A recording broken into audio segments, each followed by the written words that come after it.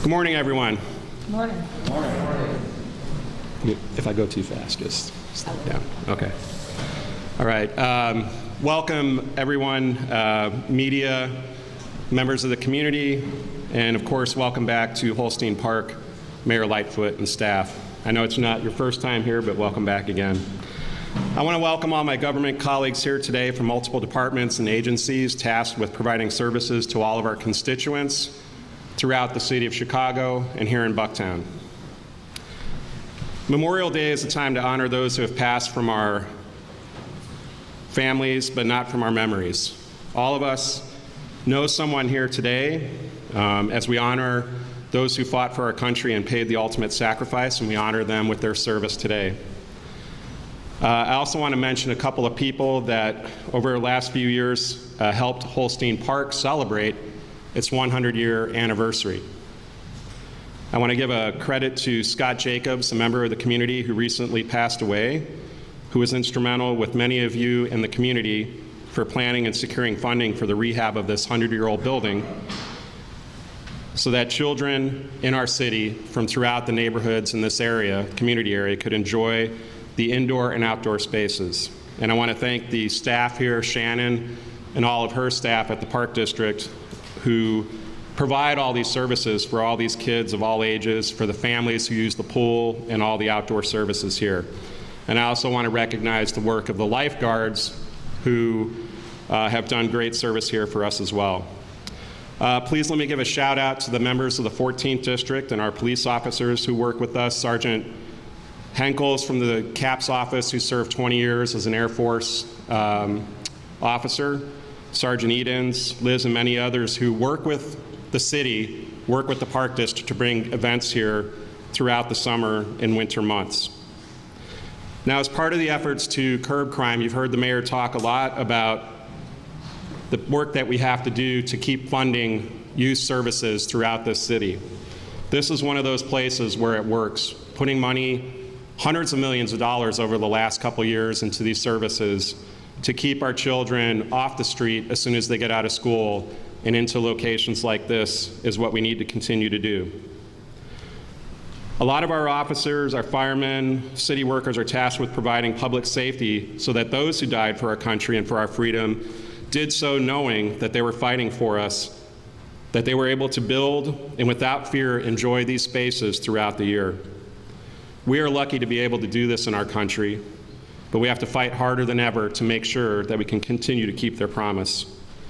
So curbing crime requires a full-scale effort by all government bodies, not just by those here with me today in this space, but throughout the different jurisdictions in this city and county. The city, the county, the state, the federal government all have to work together, and I know that the mayor has taken great efforts to make sure that happens. We want to continue to provide great spaces like this for all of our families throughout the community area and build more throughout the city, in the south, the west, the north. So thank you again, Mayor, for being here. I look forward to continuing our efforts to provide these kind of spaces for all our children and families throughout the city of Chicago. Welcome.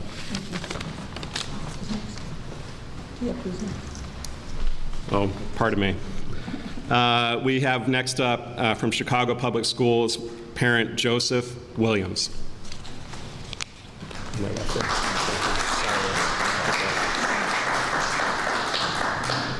All right. Thank you, Alderman. Again, good morning. My name is Joseph Williams. I'm a father of 5 children who attends the Chicago Public Schools, and I'm also founder of a nonprofit called Mr. Dad's Father's Club. As I think about this weekend and as we look into the summer, and as a parent, I think about my children's safety, others' children's safety, and I think about what is it that I can do as a parent to be active and make an impact in my child's life, but also others, right? So I think as a parent perspective, I think it's important to know where our children are, right? We should know where our children are going this weekend, going into the summer. We got to make sure that we hold our children accountable, but we also tell them what our expectations are as parents and what we expect for them, right? If we want them in by a certain time, then it should be just that. But I think it's so important that we are texting and calling our children. And believe me, I understand that there are so many parents that work 2 and 3 jobs just to make ends meet. But even when we're doing that, we have to make sure we're still being accountable for our children, that we're at least giving them a simple text or call to know where they are. You know, we got to just make sure our children are safe. And as we continue to move forward, we have to make sure that we're also putting our children to those different outlets and resources that they need, such as making sure that families are going out to the parks, to the zoo, to the museum, taking advantage of those type of opportunities that the city has to offer. You know, I don't know if some families know, but if you receive SNAP benefits, you can actually go to the Shed Aquarium for free on days and be discounted to go there. You can go to the Children's Museum. There are tons of free resources for families to get out and use, and we want to make sure that those opportunities are there. Even my organization, where we work on getting fathers actively involved in their children's lives. It's all about getting fathers to come out, read books to children, mentor children, and then we're pulling men off of the streets to make a positive impact with our children and our communities. So these are the type of outlets that our children need. We want to connect them to the city's My Shine, My Future. That's very important.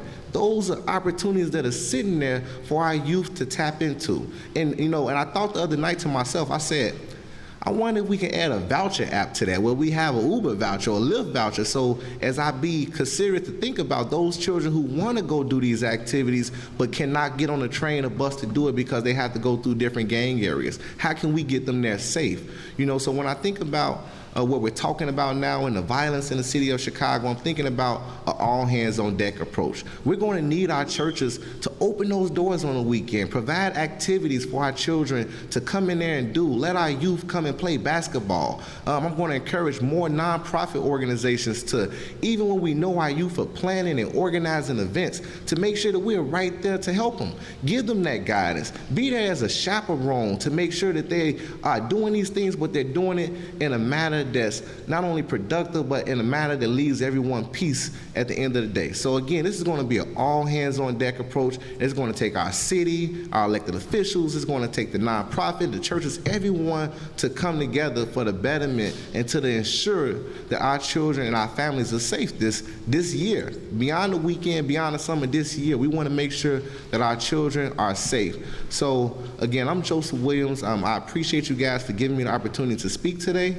And I just think, again, it is so important that we be innovative and that we work together more than anything to make sure that our babies have a bright future ahead. So with that being said, I would like to introduce you guys to our mayor of the city of Chicago, Mayor Lori E. Lightfoot.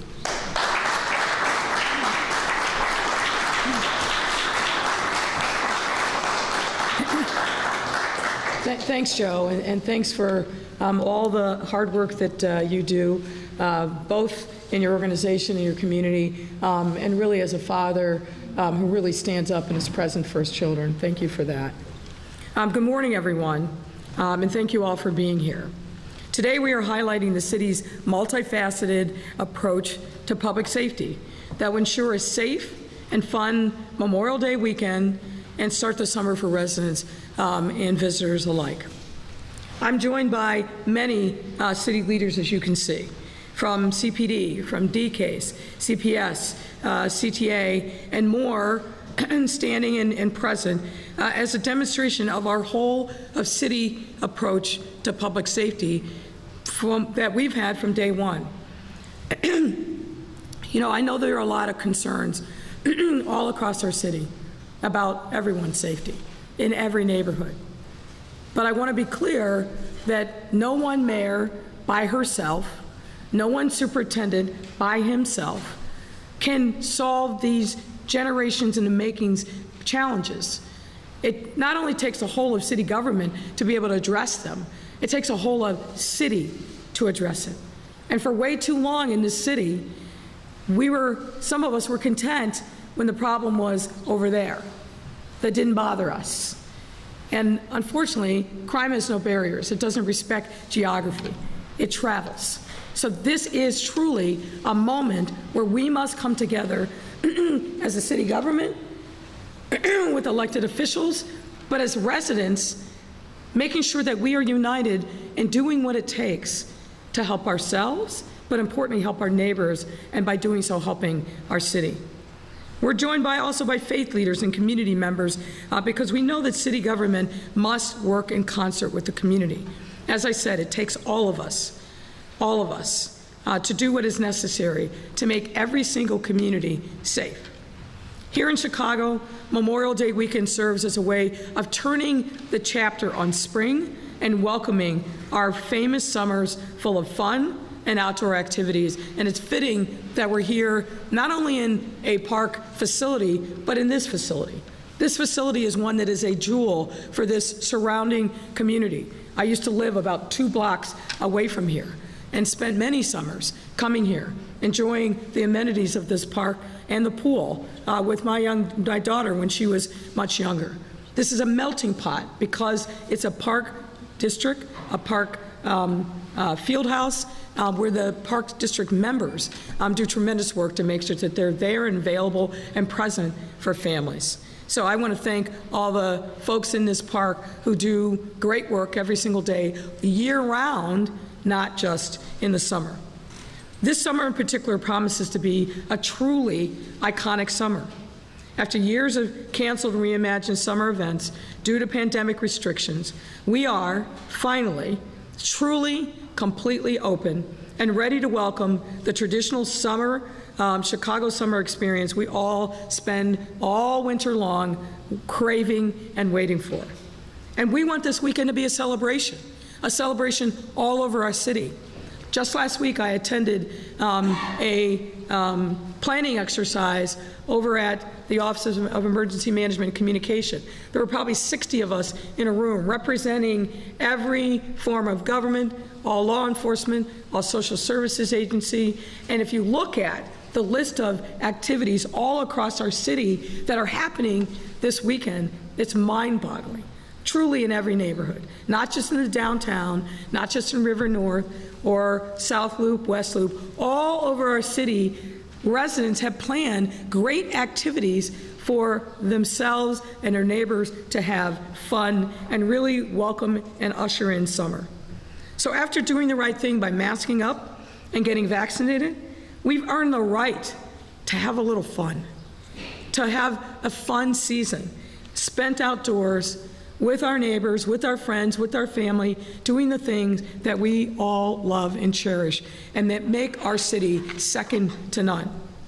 As city leaders, it's our responsibility to ensure that there are not only fun activities to engage in, but safe activities. City leaders with me today from parks, schools, special events, and more are offering a variety of ways for our residents to take advantage of all that our city has to offer. So for example, this weekend, the lakefront and all 22 beaches are reopening. Now I know it's a little chilly today to be out on the beach, but the beaches will be open this weekend. The city's hosting Sueños Music Festival in Grant Park, a first of its kind Latin music festival that is drawing people literally from all across the country to Chicago. I was at the kickoff last night, and the level of enthusiasm for this festival is off the charts, and I know promises to be an incredible event. And there's a Coldplay concert at Soldier Field this weekend as well. And folks, don't forget the Crosstown Classic. Notice I said Sox versus Cubs, down at Guaranteed Rate Field. And numerous festivals and shows throughout the neighborhoods and the Central Business District. There's truly something for everyone to enjoy. But let me also be clear. These activations are not and will not be for those who believe that they can wreak havoc. And I want to be really clear about this, and particularly in light of what's happened over the last couple of weeks and surely will happen over the course of the summer. Teenagers gather in groups. They gather in groups to have fun. They gather in groups to be together.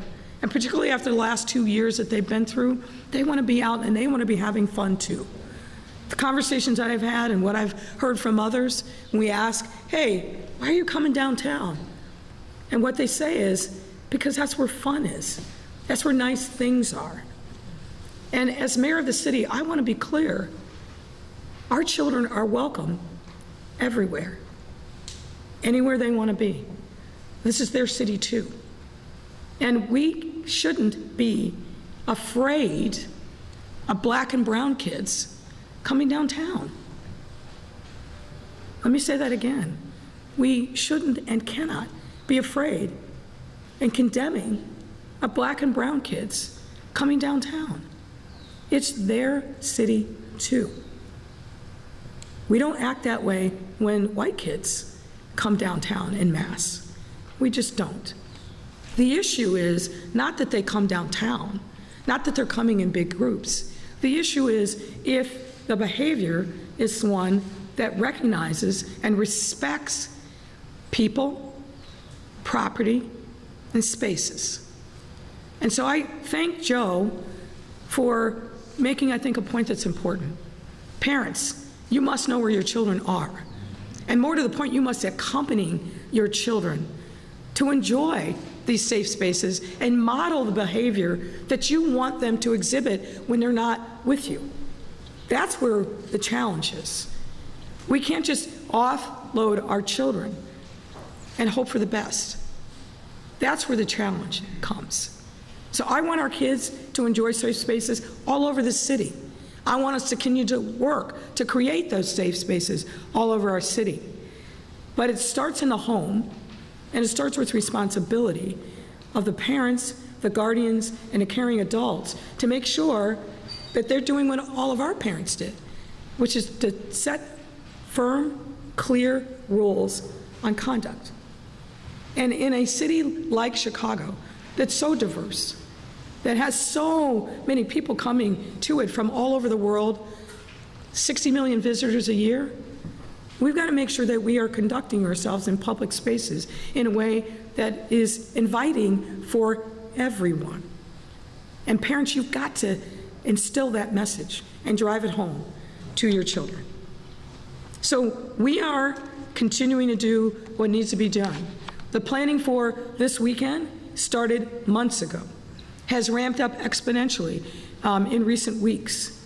And so we believe, and the superintendent will talk more about that, we have a very good plan in place to help our residents and our visitors enjoy the greatness that the city has to offer in every neighborhood. I want to also make sure that we remind ourselves that we have a curfew in the city of Chicago, which has, by the way, been in place since 1992. 1992. What the changes were that the city council made this week are very modest, and they really come down to two things. Number one is changing the weekend curfew from 11 to 10. From 11 to 10, 1 hour. And expanding the scope of the curfew to cover 17-year-olds and not just through 16-year-olds. That's a change. But again, parents, guardians, trusted and caring adults, make sure that you know what the curfew is. It's 10 p.m., 7 days a week for kids up to the age of 17. And frankly, young kids shouldn't be out unattended, unaccompanied. Now, there's been some I think, confusion and conflation of issues regarding Millennium Park, and let me clarify that so we all are on the same page. Millennium Park is open during park hours to everyone. Millennium Park is open during park hours to everyone. The change is that if you are under the age of 18, from 6 p.m., you must be accompanied by an adult. That's simple. You must be accompanied by an adult from 6 p.m. until park closing with an adult. It's not a curfew on kids. It's not a prohibition on kids, as I've heard some say. It is a policy for accompanying minors at the park from 6 p.m. on. So I hope that clarifies in people's mind what the rules of the road are in Millennium Park. So again, make no mistake, we want our city's young people to take advantage of and enjoy everything that our city has to offer. And that's why I highly encourage teens and young adults from 16 to 22, and frankly, the parents do this. Take out your phone, go to the App Store, and download My Shy, My Future app. In it, you will see literally every week hundreds of activities that are available all over the city for young people. You know, we've heard a lot of conversation in these last couple weeks in particular. You know, Mayor, there's nothing for kids to do.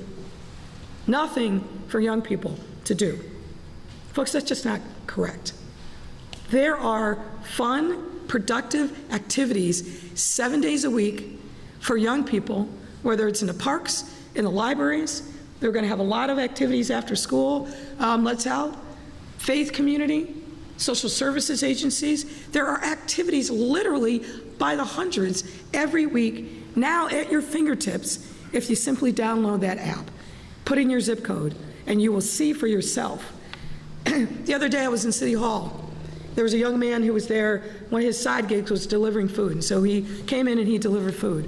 And he came up to me and he said, Mayor, I think the thing to solve with these young people is we've got to get more activities in their neighborhoods. I said, I agree. I said, but did you know about My Shy, My Future app? He said, no, I don't know anything about that. So I explained to him what that was. And I explained to him why it was important for people to know about it. And I really encouraged him to download it. And I said, look, I'm going to give you my number. I'm going to encourage you to download it. Once you download it and you look at it, you tell me whether or not I'm right, that there's activities for you. He said, first of all, you're not going to give me your number. And even if you do, I don't believe you. So, you know me, I like a challenge. So I gave him my number. And then I texted him. I got his number. I texted him. I said, hey, this is the mayor. Did you download that app yet? He texted back, and I could tell his sheepishness in his text back. He said, Mayor, I didn't really think you were going to text me. I said, man, I told you I was going to. I'm going to. I did it. He said, I downloaded the app. And you were right. There's plenty of activity. We got to get the word out. People need to know about it. So here I am again in another public space telling you, download that app. Make sure you know what the activities are. And again, I want to emphasize this. Our young people, regardless of color, race, zip code, are welcome anywhere in our city. What we need them to do is conduct themselves in an appropriate way, to be respectful of themselves, respectful of others, and respect the spaces that we have created for them and residents and visitors to enjoy. And if we all do that, we follow that simple rule, we will be in a much better place. So let me just wind up my long oration and say, remind young people that if you download the app, you've got a chance to win tickets, a 4-day pass to Lollapalooza during the weekly ticket giveaways that are going to be happening between now and then. I saw you. I saw you. I said, young people, Scott. Young people. But maybe you can front for your kids.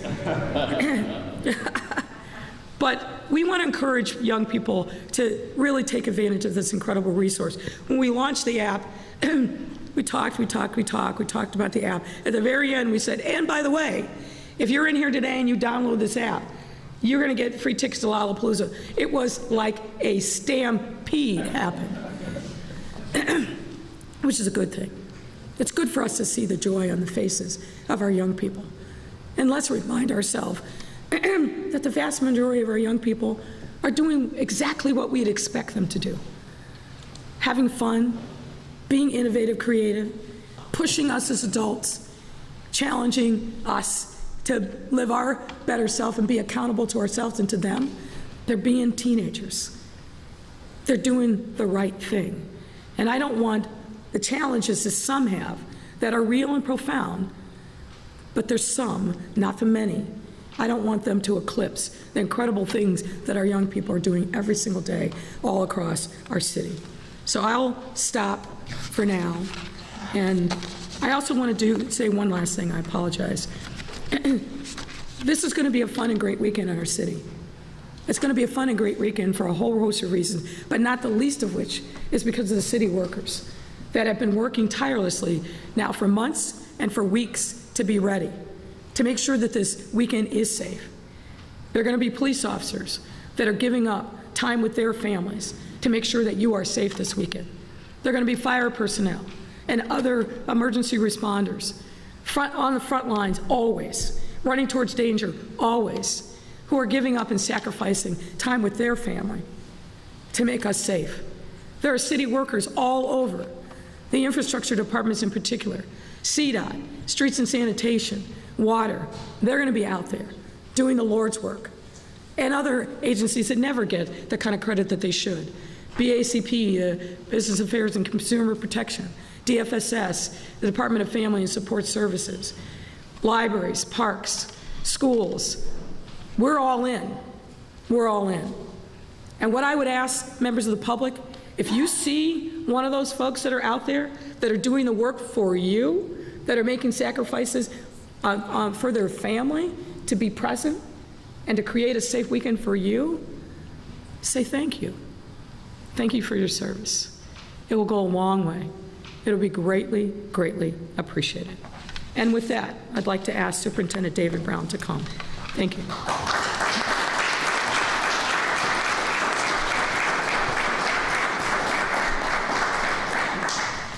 Thank you, Mayor. I'm trying to get myself collected because I told my 16-year-old daughter she couldn't go to Lala, and now the mayor says there's free tickets for kids to go to Lala. So I'm afraid to get to my phone and see what my wife says about this.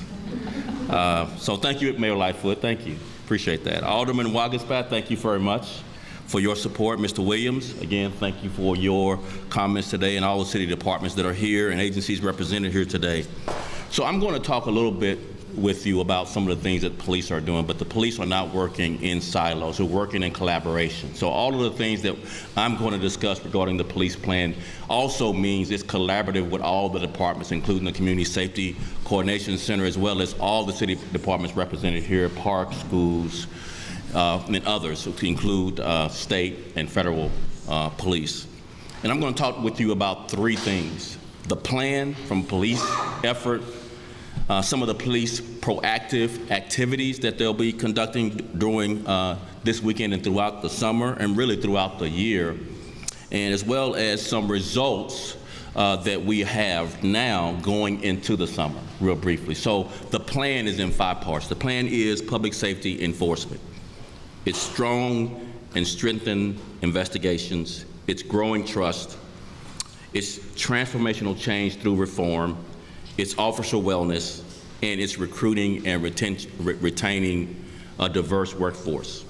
The proactive policing activities that we'll be conducting are pretty lengthy. I'm gonna go through just a little bit of them: foot patrols, bike patrols, roving patrols, focused traffic safety missions, DUI saturation missions, outstanding warrant missions, pod camera and SDSC missions, carjacking task force missions, as well as gang and gun investigations and takedowns, organized retail theft investigations and takedowns, and various youth programs in collaboration with community stakeholders, as well as the parole and probation interventions, getting them to change their past behavior and do some positive things in the community.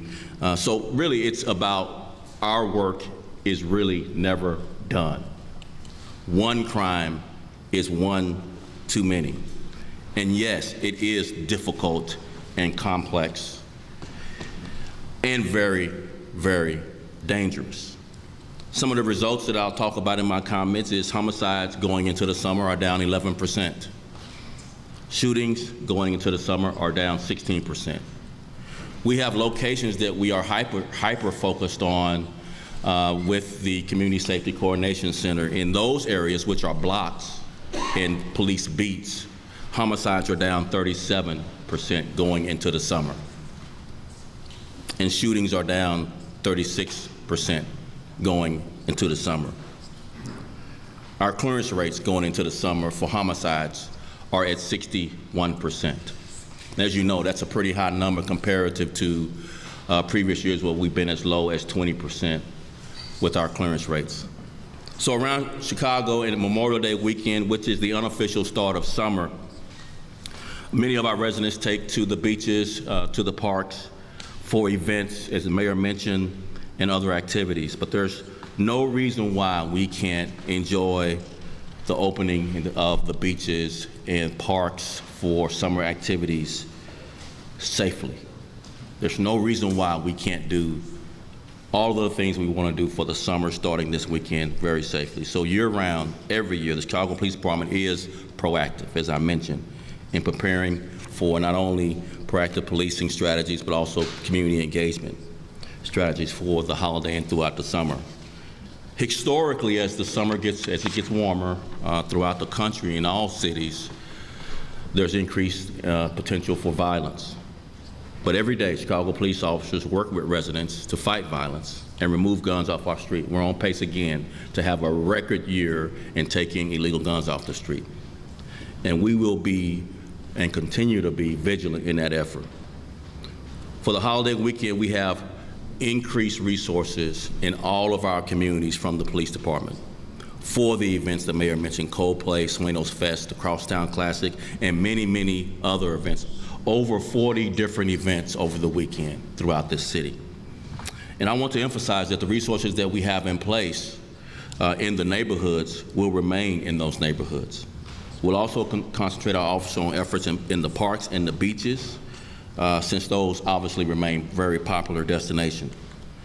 In those areas, we'll have more bike patrols and foot patrols to enhance safety and security at all these major events. We'll also continue to strengthen our public transit system. We conducted numerous mobilization outdoor roll calls, as well as maintaining a high uniform visibility across the CTA, not only this weekend, but throughout the year, and we'll continue that. We've scaled up resources. We have many more officers on the CT, both at platforms, on fixed posts, and riding the trains. We'll also continue our targeted and strategic deployment across the city that I mentioned earlier in every neighborhood. And I'll mention it again. Going into the summer, homicides overall in the city is down 11%. Going into the summer, shootings are down 16%. In our high-focused violent areas in the city, we have even more decreases in crime. Over 37% decreases in homicides in those high-focused areas throughout the city, as well as over 36% decrease in shootings in those areas. We're also taking a very, very active role in building relationships and creating safe spaces for our young people. Officers serve as mentors and coaches in programs that include Cops and Kids Chess. And the kids beat me pretty regularly when I try to play them with chess. Police Athletic League and the Police Arts Leagues, our Youth Advisory Council, boxing, baseball, basketball, and more for kids. So yes, there are activities with police for kids to do as well.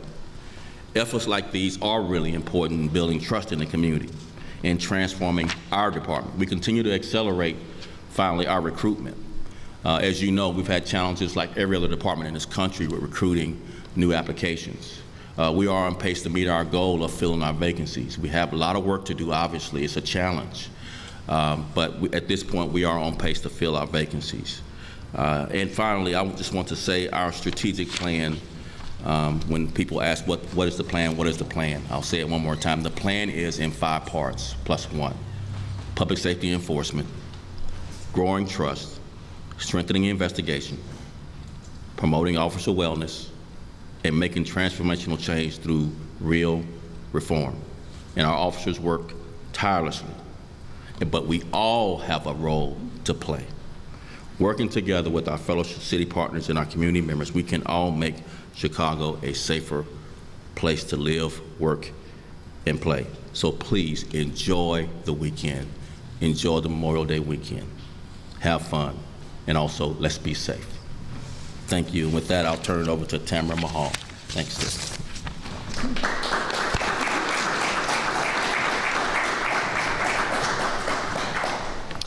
Good morning, everyone.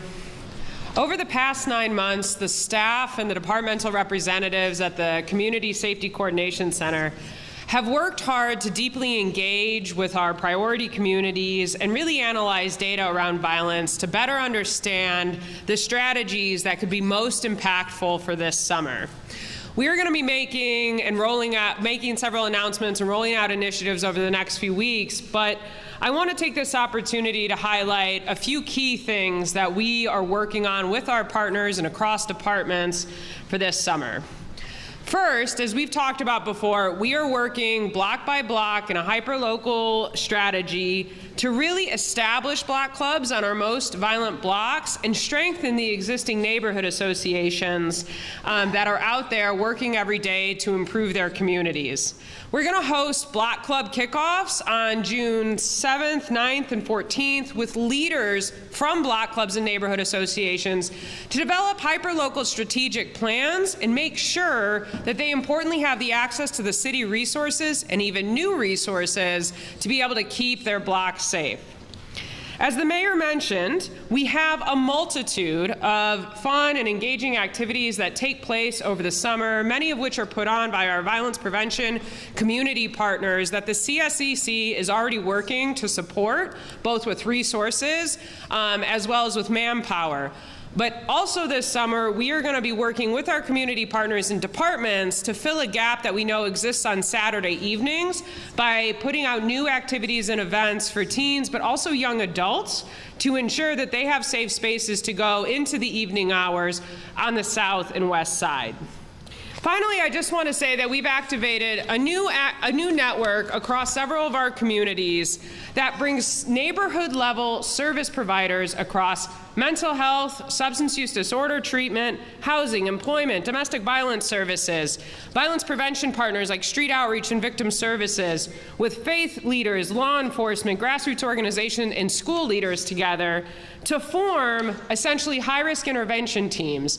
And they're working on a weekly basis to conduct reviews of existing violence that's been going on over the past week, but also to identify potentially concerning events or death anniversaries that may be coming up in the coming week that we can work together to help prevent. We are going to be expanding this across communities, but we are very happy to be working and expanding the work that's already been going on between Street Outreach and the Chicago Police Department to make sure that we can provide the services that high-risk individuals need and the place-based strategies that are needed to be able to support where violence is most prevalent. I also just want to note that under Mayor Lightfoot's leadership, and this is a fact that often goes unnoticed, the city has increased violence prevention program funding by more than 20. Over $52 million annually is going directly to violence prevention programming now, and that's not even with the addition of ARP funds that we're rolling out here very soon. I bring this up because what that has allowed us to do is make sure that we can increase the number of street outreach workers that are going to be strategically deployed, not just this weekend, but throughout the summer and the places where violence is most prevalent. I want to say to our street outreach workers and to our flip workers that are out there working every day through the night to prevent violence that we see you. This is a dangerous job. It often comes with a lot of trauma. But these individuals are working to directly intervene before violence occurs between groups. And that work, in coordination with the Chicago Police Department, is making a change in the communities where we've seen violence most prevalent. We want to say thank you for what you're doing and for using the opportunity to make your life better, but also to make the lives of others better. And I want you to know that throughout the summer, the CSEC and the entire city of Chicago are going to be here to support you in that effort. And with that, I am pleased to bring up President of the Chicago Transit Authority, Dorval Carter. Thank you.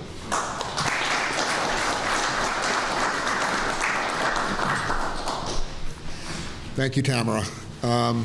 As you heard from the mayor and from others here, we got a really great summer that we're about to have around here. And I want to let you know that the CTA is ready and will support the city and the Chicago Police Department in whatever way possible to help this incredible city move.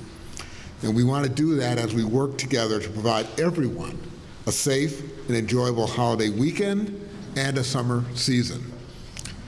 The CTA and the Police Department have a decades-long partnership, and we are committed to addressing our riders' concerns regarding crime and safety. Each day, we work in close collaboration with the police department and its dedicated public transportation section to strategically deploy police resources, which are then complemented by our teams of unarmed guards who patrol our system to keep an eye out for and report any suspicious activity or acts of crime. Both the police department and CTA have added resources to address crime and keep the system safe, as this has been and will continue to be our #1 priority. This Memorial Day weekend, CTA will be providing extra bus service to accommodate those attending concerts at Soldiers Field, where one of my great bands, Coldplay, will be playing, as well as Northerly Island. And for those heading to the Guaranteed Rate Field for the second half of the Crosstown Series between the Sox and the Cubs, CTA is the most affordable option to get you there via both our red and our green lines, or any of the other 8 bus routes that serve that immediate area. We will also be providing additional bus and rail service for Monday's game at Wrigley Field. As we all prepare for the warmer weather, the CTA remains the best and most affordable option for experiencing Chicago this summer. And as much as this pains me, maybe not overly pain me, the cost of a one-day pass on CTA is less than the cost of a gallon of gas. So, with that one-day pass on CTA, you can go to Chicago's iconic beaches, to our major sporting events, to barbecues, to concerts, to neighborhood festivals, and everything else in between. The city of Chicago is blessed with one of the most robust transit systems in the country, and it provides mobility and opportunities for everyone in this city, and we are proud to serve all of our communities in delivering on that promise. During these major summer festivals and events, we'll provide additional buses and trains to accommodate crowds throughout the summer, and we will also increase our service to major tourist spots like the museum campus, Navy Pier, and the Museum of Science and Industry, as well as always to the beautiful beaches that we have throughout the city. Working together with all the partners here with us today, the CTA is committed to making Chicago's public transportation system the go-to choice for your summer travel, and I thank you for all the support that we get from all of you in making that happen. And with that, I will now turn it over to Superintendent Rosa Escamero from Chicago Park District.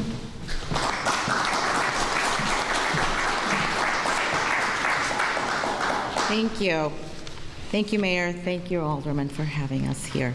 I am pleased to be with all of my partners here today to ensure that we are starting off our summer strong. The Park District is committed to playing a vital role in keeping our community safe by providing not only well-maintained and inviting facilities, but also engaging in hundreds of programs for families, specifically for our teens throughout the city.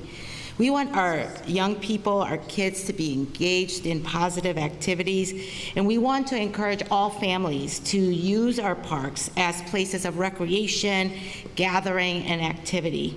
Activating our parks is truly one of the ways that we actually reduce crime in the city. Having families be active with their kids is just another way, not just to enjoy the summer, but it truly ensures that our communities are out looking after each other and making sure that our communities are truly vibrant.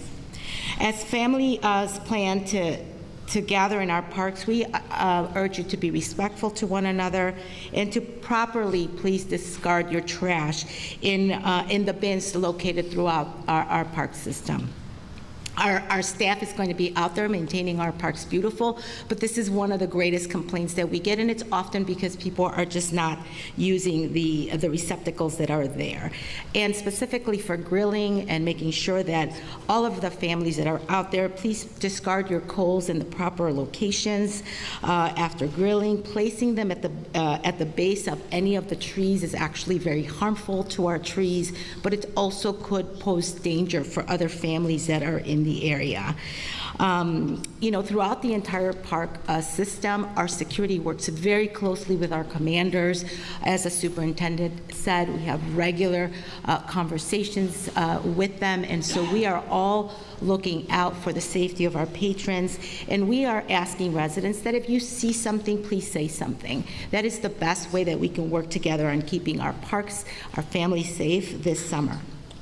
And yes, rain or shine, in roughly an hour or so, our Chicago beaches will open for the 2022 season, and we are excited to welcome our residents back to the lakefront. Our lakefront is fully open with not just beaches opening this summer, but we are also activating a variety of events and business offerings throughout the lakefront. This weekend, you will also see more than 100 concessions that will start to open up along the lakefront and throughout our neighborhood parks.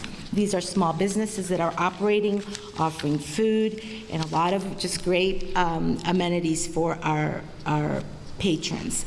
Many of the offerings we're bringing actually new restaurateurs, such as Norman's Lakefront Cafe at Rainbow Beach. We're very excited. It's a very, very popular destination.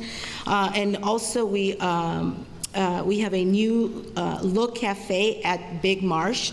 That is our big natural resource treasure out on the south side of the city. We encourage our residents to bike there or take the CTA there. And then I want to remind residents that our beaches are open from 11 a.m. to 7 p.m. Throughout the entire summer, and we have plenty of lifeguards throughout our entire beaches that will be available.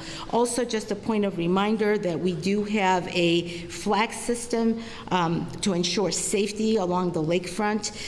When you see these following flags, please take notice. The green means swimming is permitted. The yellow flag means swimming is permitted, but with caution. That's usually due to weather conditions or unpredictable bacteria levels in the water. The red flag means swimming is not permitted for a variety of factors. I'd also like to take this opportunity to emphasize and encourage our young people to apply for jobs. We are hiring, and we will be hiring through the majority of the summer. For summer jobs, we are still very much in need of lifeguards. This park is also one of my favorite parks. I don't live far from here. We have a huge pool, very popular pool, and we need lifeguards to ensure that on June 24th, when pools are scheduled to open, that we can actually open our pools. We are having some challenges with hiring. This is not unique to Chicago. We're having these challenges are being faced throughout the entire system. Chicago is actually one of the largest aquatic programs in the country, and so we encourage our lifeguards to please apply. We have a junior lifeguard apprenticeship for kids as young as 12, which is our feeder into the lifeguard program. And because that was shut down over the last couple of years, that also had an impact on our lifeguard recruitment. But parents, whether you have kids 12 to 15, our junior lifeguard is an option. They get a stipend, and for our lifeguards, you get a bonus this summer, $500, and $200 for our other recreational leaders and junior laborers. So please come. We have so many wonderful opportunities. We partner with over 250 networks, CBOs, and other agencies in order to offer an array of services. And yes, please download My Shy, My Future. All of the families and our kids will get all of the information in this one place. So please do that. There's activities happening every day, certainly during the summer, but actually this happens all year long. And yes, as the mayor said, we are so proud of our young people.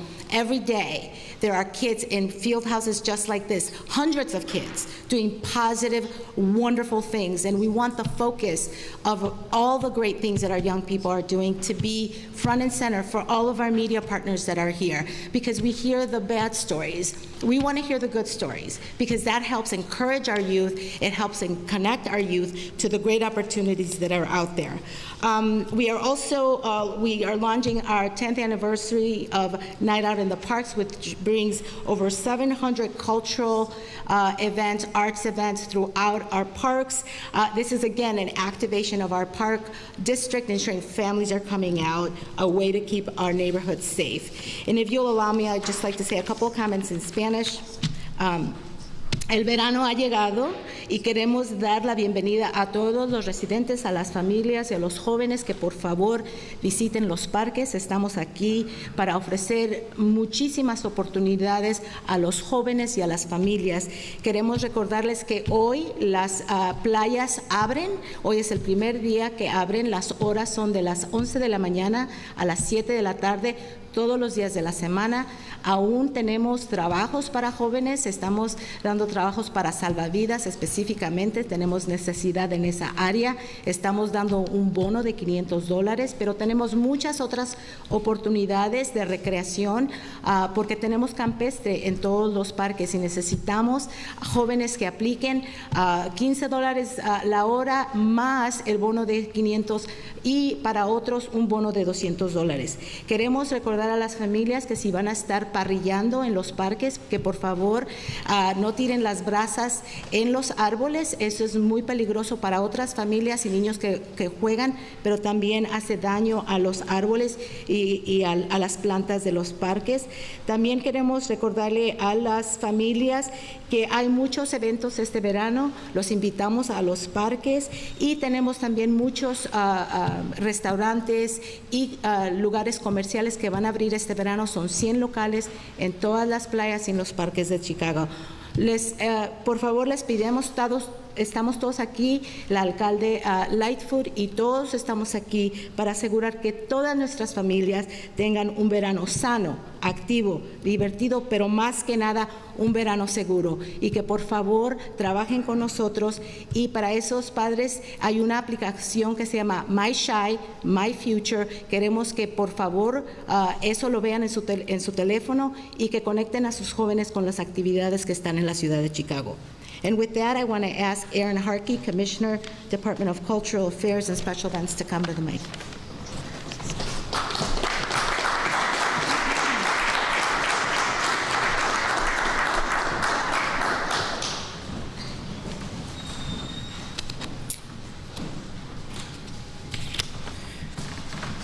Thank you, Rosa, and thank you to Mayor Lightfoot and my fellow department leaders and special guests. I'm Aaron Harkey, Commissioner of the Department of Cultural Affairs and Special Events, better known as DCASE. DCASE supports artists and cultural organizations, strengthens our creative economy, and expands access and participation in the arts throughout Chicago's 77 neighborhoods.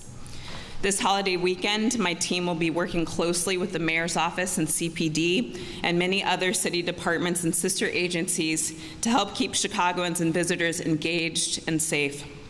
On Saturday, we'll produce the Chicago's annual Memorial Day Parade and wreath-laying ceremony to honor and mourn those who have died while serving in the U.S. military. The wreath-laying ceremony starts at 11 a.m. on Daley Plaza, and the parade kicks off at 12 noon on State Street from Lake to Van Buren. At Millennium Park, we'll continue to implement our safety and security protocols to ensure that it's a safe and welcoming space for everyone. The summer season is upon us, and our free, family-friendly programs begin this weekend, including our summer-friendly workouts, and the Great Lawn starting this Saturday with Tai Chi, yoga, Pilates, and Zumba from 8 to 11:45 a.m. As always, Millennium Park will be open this weekend for the public to enjoy the park's beautiful landscape design, stunning architecture, and public art installations, including the Lurie Garden, and exhibitions by Christine Tarkowski and Edris Soto. We invite you to learn more and plan your visit at millenniumpark.org. Chicago's summer events are cherished by our residents and bolster our tourism, hospitality, and creative industries. We're so glad that these events are returning to Millennium Park and beyond to bring a sense of normalcy and joy back to our city. Other DCASE events taking place this weekend include our many Chicago city markets, including Maxwell Street Market on Sunday from 9 a.m. to 3 p.m., Of course, we are also happy to play a role in facilitating and supporting many more neighborhood festivals and events through our special event permitting process, through our Chicago Presents and other DCASE grants, and through our annual financial support of the Night Out in the Parks program produced by the Chicago Park District. Thanks to Mayor Lightfoot, this is an investment over $3 million directly in our family programs in our neighborhoods. Additionally, the City of Chicago will be the home this weekend to many more privately produced events, including the 3-day Mole to Mayo Festival in the Pilsen neighborhood, and from May 27th through the 29th, and of course the Sueños Music Festival that you've heard about in Grant Park, which will be the Saturday and Sunday. During Memorial Day weekend and throughout the summer, there are literally hundreds of things to do and see around Chicago. In addition to the My Chi My Future app that you've heard about, we also encourage you to visit chicago.gov/DCASE for event information, or visit Choose Chicago's website to search events and add your own at choosechicago.com/events. Now it's my pleasure to introduce Pedro Martinez, Chief Executive Officer for Chicago Public Schools.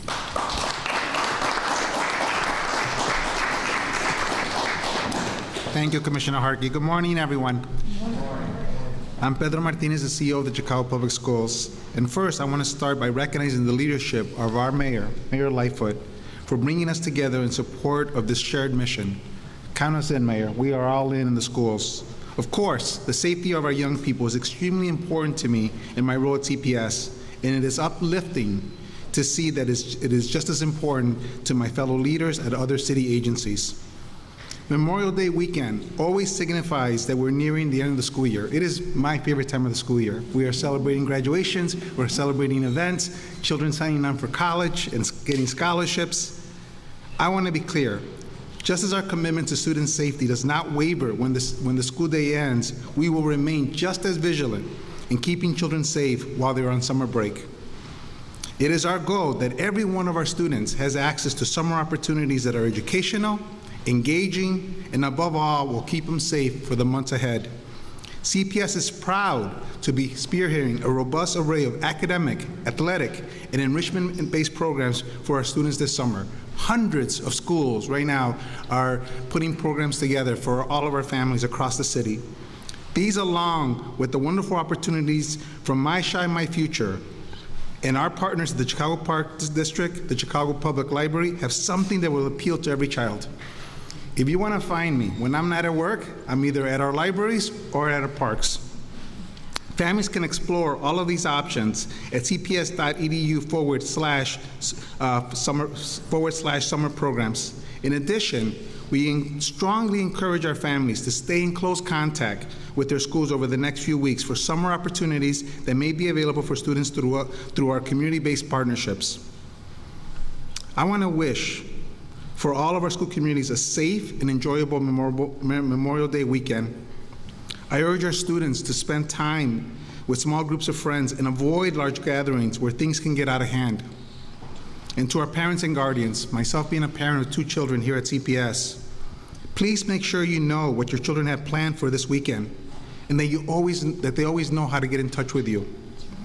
I wish all of our students a strong finish to the end of the school year, especially those who will be graduating as part of the class of 2022. I'd just like to say a few things in Spanish. Para todos nuestros padres, tenemos actividades y programas en toda la ciudad para todos sus niños. Queremos que sus niños puedan disfrutar toda la ciudad. Y nuestro alcalde, Mayor Lightfoot, los trajo a todos juntos porque no hay nada más importante que la seguridad de nuestros niños. Pero como padre, quiero que siempre sepan dónde están sus niños, que siempre estén con alguien que ustedes tengan confianza y que sus niños siempre puedan contactarse con ustedes. Pero aquí en el distrito, en la ciudad, todos estamos dedicados a la seguridad de sus niños. Now, I'd like to turn it over to Pastor Michael Eddy at the People's Church of the Harvest. Thank you.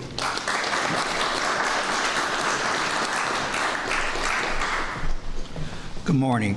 Again, my name is Michael Eddy, pastor of the People's Church of the Harvest in the East Garfield Park community. Certainly want to thank our mayor for this opportunity. I represent faith leaders citywide, a couple of who are accompanying me today in preparation for this Memorial Day weekend.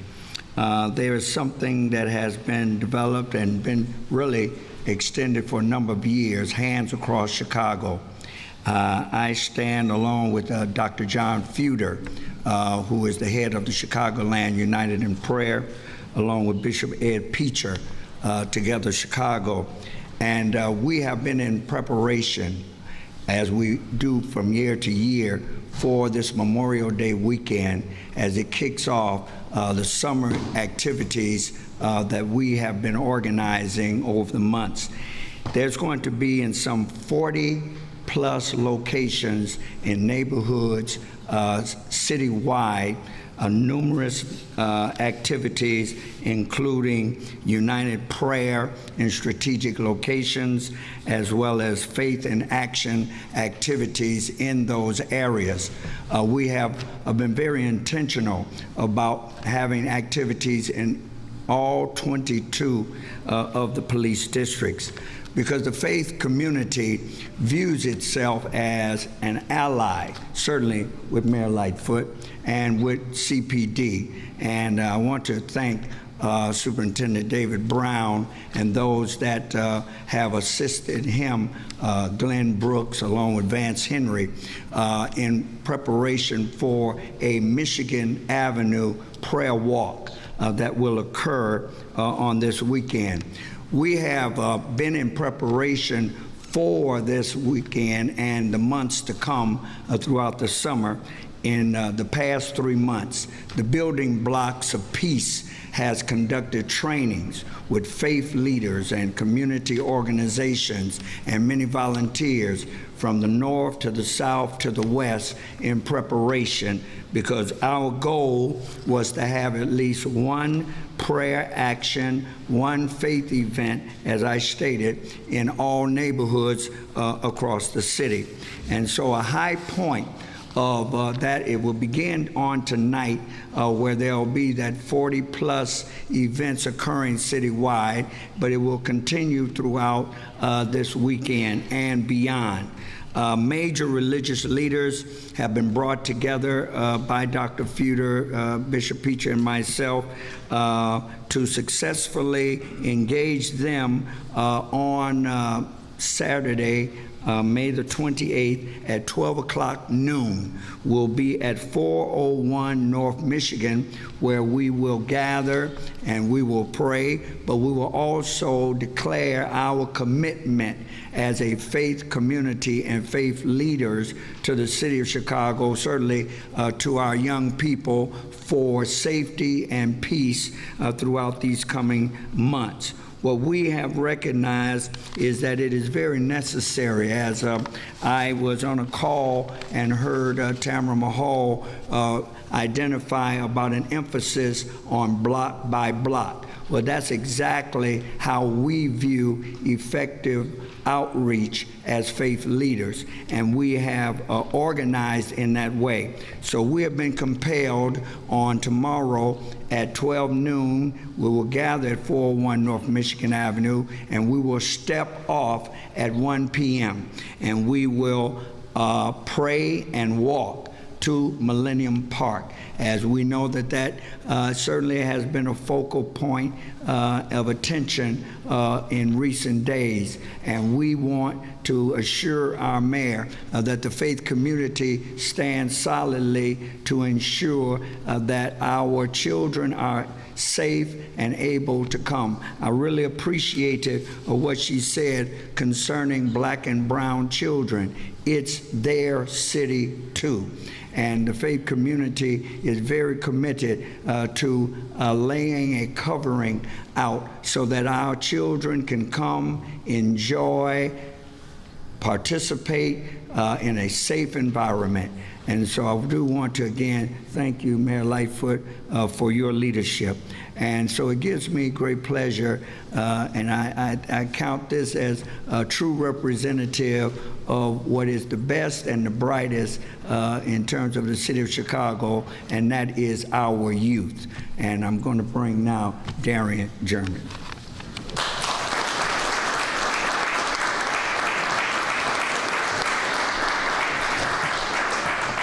Thank you, Pastor Edie. Good morning, everyone. Good morning.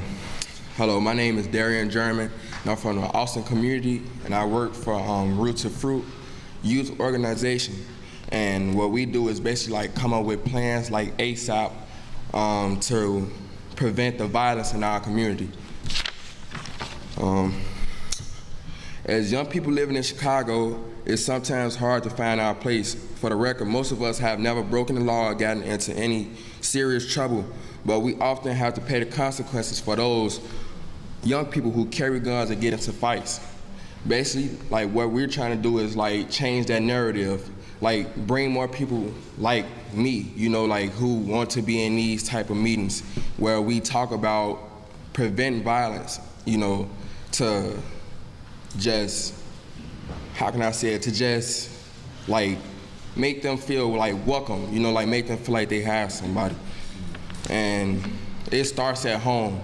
Like the mayor said, like Joseph Williams said, like it starts with the parents. If they like know where their children are and things like that, then that could be, it could be safer for everyone, you know. Kind of nervous. Take your time.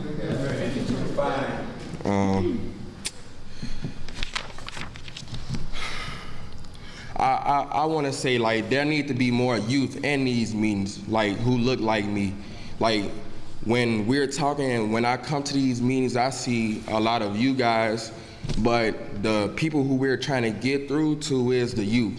So if we find more ways to find, like, to get the youth more involved in these type of conversations, that can also be helpful. Summer jobs are very important too. A job puts a little money in our pockets and keep us busy. When we're working, we're bettering ourselves and learning new skills that we can carry with us as we become adults. Plus, there's less time to get in trouble when you have a job. Me, I work for a job. I work at Walmart, and it's like my time, I'm always there, so I'm always busy, or like when I'm not, then I'm with my friends in the Austin community coming up with plans to prevent violence in our community, which is ASAP, Austin Safety Action Plan. And we just come up with events and things like that to prevent the violence in our neighborhood. June 23rd, that's when we'll be kicking off our plan, in which we'll have like an outdoor basketball tournament, bingo, spades, and things like that to bring unity within our community. Because in order for everyone to come together, like the adults are involved too. It's not just with youth. We need the adults more involved with the youth, like more engaged, talking, you know, like not being afraid to say anything to the youth, because sometimes that's what it be. Like adults don't really want to say anything to the youth due to the fact they think that the youth will not accept what they're saying. So that's another thing that I feel that could help, like adults being more involved in their community and with their youth. I also want to talk about the My Shine, My Future app, which has over 7,000 programs, events, and jobs for the youth. I just downloaded the app, and Travis, my man Travis, he was showing me like lots of events and things like that that's going to be going on.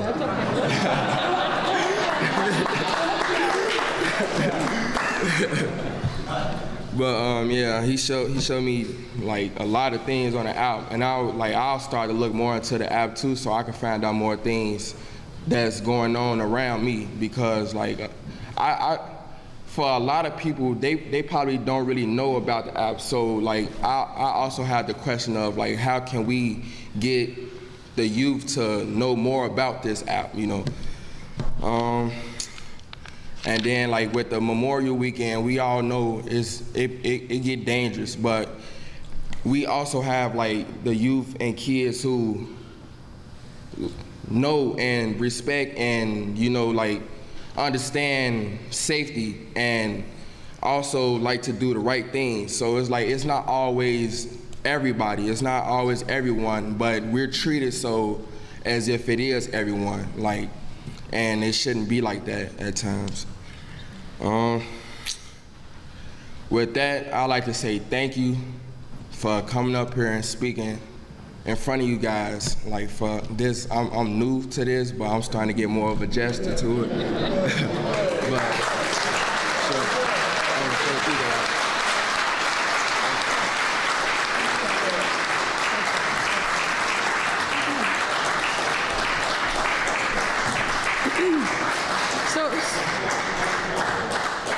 So before I take questions, I want to just say a couple of things, and we really got to give it up to Darian. I mean,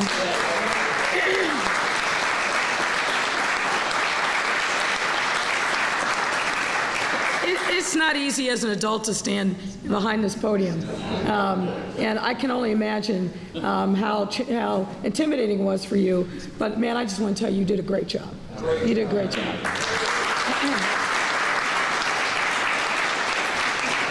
Importantly, you said a lot of things that we need to hear.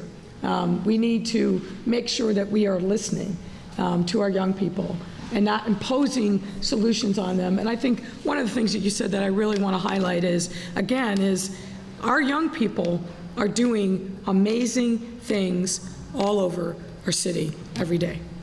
And we dare not lose sight of that reality.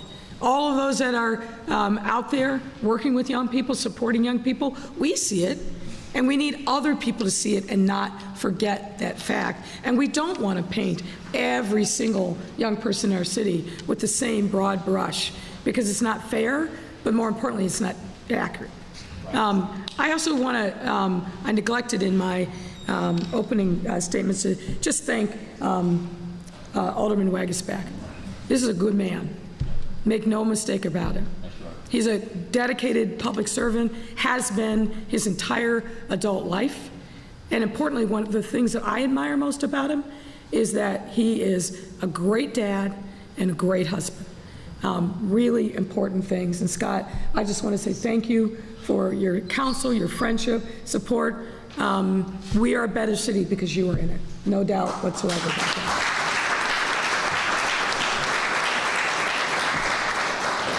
And now, let's take some questions. Thanks a lot, Mayor. Members of the media, 2 questions per reporters. We'll kick it off with Craig Wall from ABC. Mayor, first of all, there's something wrong with that app. I don't know, maybe it's my age, but I was having a hard time downloading it. We might need to check into that. Okay, we'll do that. Now, in all seriousness, as we are kicking off... There might be an age restriction on it. It could be. In all seriousness, as we look ahead to this weekend, kicking off the summer, and there is a lot of concern about the public safety, what is the security plan? I know you've got, are we keeping the metal detectors at Millennium Park for entrance? And if they think, with everything going on in Grant Park, if things shift from Millennium Park over to Grant Park, what is the plan to respond to that kind of shift? Well, obviously, we have been thinking about that because you worry a little bit about displacement.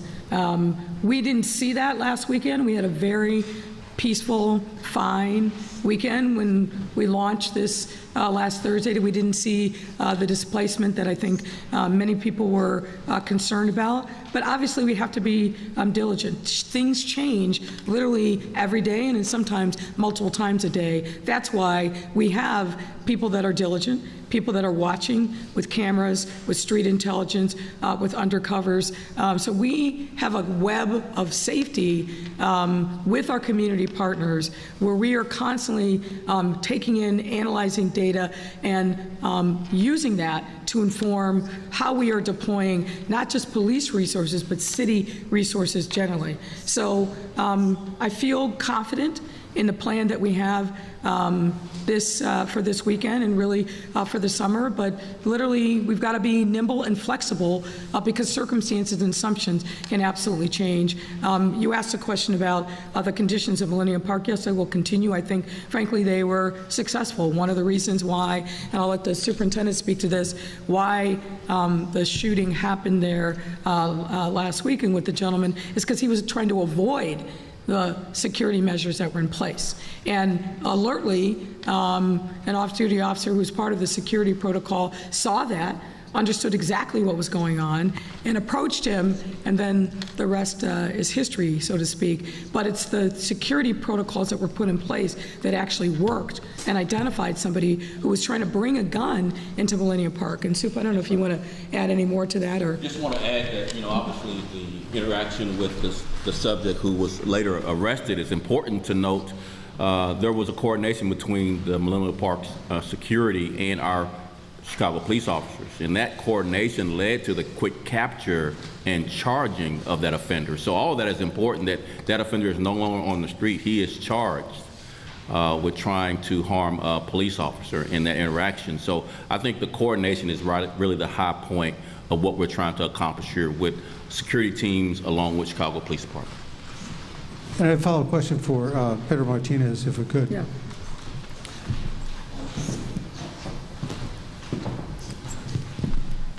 Obviously, with what happened down in Texas, school security is top of mind for everybody. Has CPS put in place any additional security plans so that nothing happens between now and the end of school? And have you had requests from maybe some of those schools who got rid of the resource officers to have police back in through the end of the school year? It's a great question. We have biweekly principal meetings that I started when I got here. And it was interesting because we had multiple topics this morning, before this press event, as I was opening the first one. And it was the number one topic was around what happened in Texas and and just how people felt. And so we've been allowing our students, our teachers, our principals, just frankly to talk about it. One of the things that I will tell you right now that I'm already looking at, we're about to release our capital budget for next year. And we already had made resources aside specifically for technology and security. And what I heard even this morning was, can we even do more?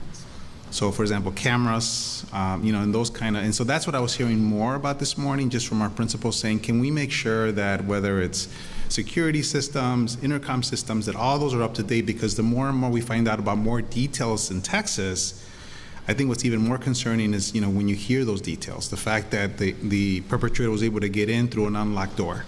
The fact, there's just and so our staff are reading those kind of details, and it does bring those concerns up. So count on when we release our capital budget, you are going to see even more. We already had put in resources there, but I'm even going to increase them even more because I want to respond to our school leaders and our teachers. Not for police officers. They're really more, they're for them. It's really more about locks, cameras, intercom systems, because we have so many buildings and some of that equipment is very outdated. And so we already had a plan to start addressing it, but what I heard even this morning is let's even be more aggressive about it. Annie Sweeney, Tribune. My question is about the Saturday evening expanded hours. I think Tamara was talking about, wanted to get more details on what those hours will be exactly, and if there's any other specific changes you can point to that came out of those 9 months of meeting with the community. Like what will really look different going into this weekend and in the summer? So why don't I start, and then I'll invite Tamara in. The question is, we need to be present and with our resources, with our community partners, at times on Friday and Saturday night when they're needed most. And what we've heard a lot, particularly recently, is that we've got to shift some of our programming, not just to be there through 6 o'clock, 7 o'clock, particularly on the weekends, but be there in the nighttime hours. And so what you're going to see, and that conversation I think continues, is a shifting of, for example, the kickback series that we launched last summer and really kind of continued through the year, particularly when CPS was on winter break and spring break. So for those of you who don't know, the summer, we called it the Summer Kickback Series, I think is now just called the Kickback Series, served about 12,000 young people. And these are events that are really curated by young people in communities, and it's everything from food and games and DJs and so forth to make it a festive activity and really focused on those 15 communities that have been hardest hit by violence. There's been a lot of conversation with the partners that are sponsoring those events to shift those hours into the evening so that they could be there when young people are telling to us, we don't have enough to to do in our neighborhoods. Tamara, I don't know if you want to elaborate on those. Yeah, I think I'd just say what I said at the beginning. We have a lot of activities, not just going on with the city, but also across our communities, that the CSCC has been working to support with resource support. I think to the mayor's point, some of that is about shifting timelines, but also trying to get more people to attend the many activities that actually are going on, like night out at the parks and movies in the park. We also just want to make sure that when we look at the age ranges that those things are addressing, that if we have the opportunity to provide more events, we can do that into the later Saturday evening hours, just as the kickbacks are probably going to get shifted back a little bit too. And so you'll hear more plans about that in a couple weeks as we roll them out. Just over the question about what we've learned over the past 9 months, which I think is a great question, a few things. One, we have amazing organizations in our communities. We have amazing city employees doing so much. What we've been asked for is more coordination, believe it or not. More information about what's going on with violence, more information about what the supports are that are needed, and more, quite frankly, project management to make sure that it's not just police and street outreach that are working to address violence, that we're bringing in other folks, like mental health providers, to be able to expand services to really address high-risk individuals and make sure that there's other opportunities, especially for what I would consider to be the 14 to 24 youth range throughout the summer. We've also heard that we need to be block by block. This is something that's already been known to folks from community policing, already been known to CDOT and Streets and Sand that they were already working on this level, but we needed to bring a coordinated approach where we could have community members say things to us like, hey, that vacant lot over there might be driving something. How do we bring in not just police, not just cleaning, maybe even mental health services to that block to address what's going on? And that's the coordination we've been able to provide, and that's what we've heard from community is the best thing that we can do is increase timelines to get things addressed and make sure that city services are coordinated in support of them so that we can emphasize the impact that we're having. Thank you. Aaron Gettinger, Hyde Park. Tabletop exercises. Yeah, I think one of the ways that we've deeply engaged to get to that point is launching tabletop exercises that we held back in December, which were extremely successful events where we did scenario-based conversations and discussions taken from the emergency management world to talk about that response to violence. That engagement came out of that, but actually now we're seeing people really love this idea of scenario-based discussions, and so they're implementing. We're having people come to us, and we're going to be implementing this in communities throughout the summer, but we're also utilizing that type of engagement in places like the Youth Violence Summit that we held on Monday, because it really helps us get to the root of some of these core questions, which is, where do we have services that are sufficient but need more coordination? Where are the gaps that exist? And I think importantly, what's the community's role? What's the city's role? What are other governmental entities' role in helping to address this? And as a result, what we've really heard are more supports for young parents, more coordination, more mental health awareness. We have so many expansions going on, but more awareness around that, and people really feel like that's how we're going to address these root causes. Thank you. Aaron, Hyde Park. Too wildly off topic for the mayor, please. The Education Committee chairmanship is up right now. Alderwoman King is the vice chair, and she's interested in the job. Alderwoman Haddon and Taylor are both on the committee and support her too. What's going through your mind as you think about a new chair for the committee? I'm sorry, say the last part. What's going through your mind as you look for a new chair for the committee? Well, a lot of things, most of which I won't share in this forum. But I obviously I was aware of in advance of Alderman Scott's decision to step down and take another job. I think there's a lot of moving parts that are happening with City Council. I don't believe this, frankly, will be the last person that we see depart from the City Council this year. As you know, many City Council members are on the ballot for other jobs. So I think June 28th will also give us, a number of insights into kind of what the landscape is going to look like, who will run for re-election. So I won't be making this decision in isolation, and I certainly won't be making it without consultation with City Council leadership. Got it. There's community spread of monkeypox going on right now, very, very small, obviously, in men who have sex with men, gay, bisexual men in the United States. Not in Illinois, I want to make that very clear, but it's about to be Pride Month, and it's IML weekend in Chicago right now. As a young adult, you saw the federal government's failure with AIDS, you saw the federal government's failure with COVID during your own administration. Are you going to take steps to keep, Chicago's gay population safe during this if it comes to Chicago and that kind of thing? What's your plan? Well, look, I think that we've demonstrated over the last 2 years that our Chicago Department of Public Health is always going to be ready. And this is something that they've been tracking for some time. As you've said, it's not come to Chicago or Illinois yet, but we are very much on the alert on it. We're talking about it on a regular basis, and they're making preparations. Our Commissioner, Dr. Arwady, is in regular conversations with folks at the national level, whether it's the CDC, the FDA, Dr. Fauci himself. She's also in consultation with big city public health departments across the country. So we are tracking this diligently and making sure that we will be prepared for anything that comes our way. So I have great confidence in our awareness, but also our preparation. Aaron, Daily Line. Hi there. So the Rules Committee this week sent you their list of 14 nominees for the... I'm sorry, for some reason in this room I'm having a hard time hearing. That's okay. So, yeah, the acoustics are not great. This is for basketball, not for press conferences. But go ahead, try it again. The Rules Committee this week sent you their list of 14 nominees for the interim civilian oversight of CPD Commission. When can we expect to see your final 7 pick, and what are you looking for in those 7 people? Well, first, I've actually got to get the list in hand, which I think is on its way to me. I want to understand who the people are that are on the list. I don't know them in detail. Some I won't be surprised that their names are on it, but I need to spend some time with the list and understand who the people are. This is a very big deal.